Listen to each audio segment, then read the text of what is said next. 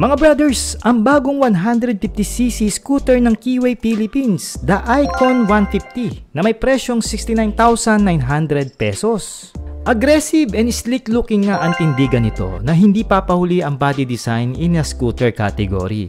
And of course, may Pinoy friendly seat height lang ito na 770mm at tumitimbang ng 105kg in dry weight. Sa electronics naman, fully LED function na ang pormadong ilaw nito at samahan pa yan ng digital meter panel, USB charging port, key shutter sa susian with the seat button for easy access.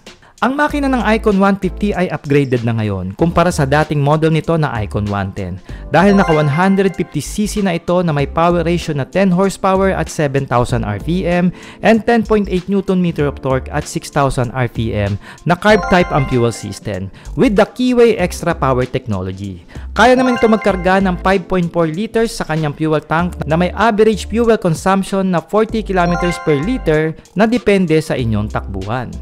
Pinagugulong naman ito ng mapormang 14 inches wheel mugs na may tubeless na goma at suportado ng front telescopic fork and single shock sa likod in suspension system. May CBS features nga rin pala ito for the safety natin sa braking na binubuo ng single disc brake in the front and mechanical drum brake naman sa likuran.